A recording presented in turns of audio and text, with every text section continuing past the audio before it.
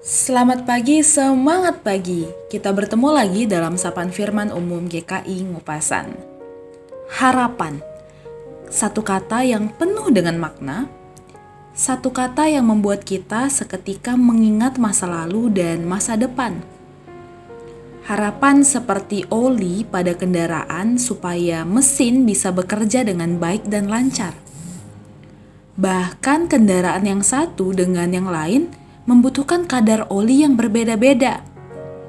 Safe ID menuliskan bahwa mobil di Indonesia membutuhkan oli yang kental, sedangkan di Eropa membutuhkan oli yang lebih encer, karena di Eropa suhunya lebih dingin dibandingkan Indonesia. Jika tidak demikian, maka kendaraan bisa mengeluarkan asap karena kepanasan. Begitu pentingnya ya oli bagi kehidupan mesin kendaraan kita. Sama halnya dengan harapan.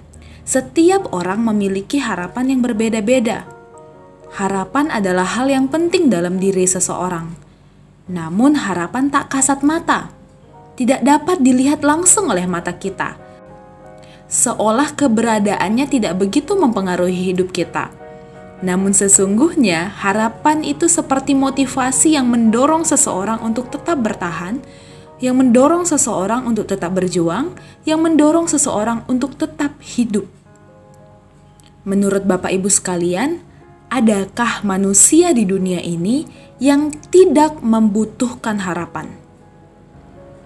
Mungkin ada yang merasa hidup tidak memiliki harapan. Mungkin karena apakah ia mengalami hal buruk dan merasa tidak mendapatkan bantuan apapun, sehingga ia merasa tidak memiliki harapan untuk bertahan hidup. Namun adakah di antara kita yang merasa, saya tidak membutuhkan harapan? Rasanya sangat mustahil untuk bisa berpikir seperti itu, karena tanpa kita sadari, setiap hari kita berharap dan membentuk harapan. Bangun pagi kita berharap kalau hari ini cerah, kita berharap agar pekerjaan hari ini lancar. Kalau hari ini apa yang saudara harapkan terjadi dalam hidup saudara?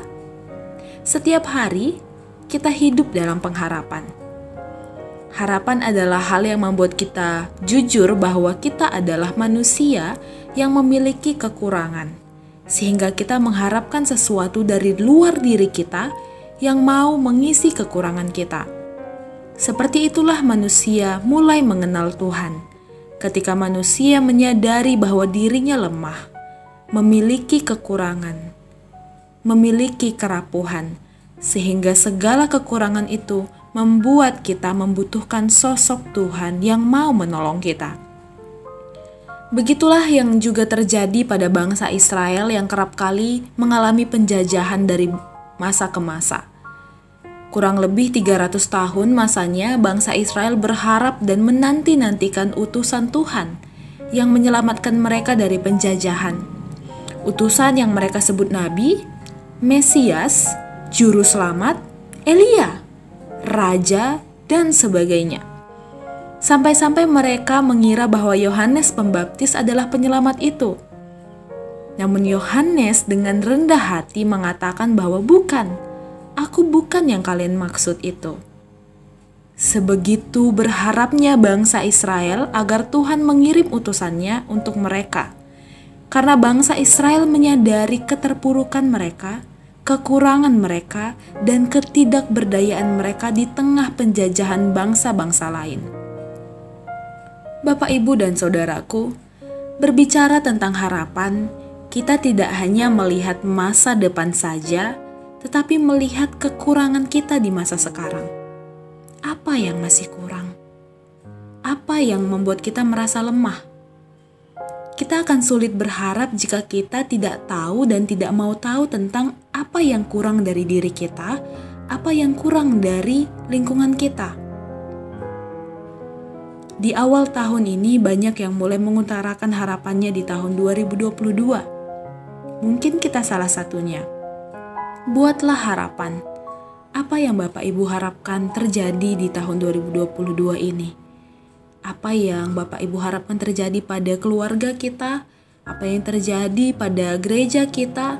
Apa yang terjadi pada lingkungan kita? Apa yang kita harapkan terjadi? sesuatu yang baik seperti apa.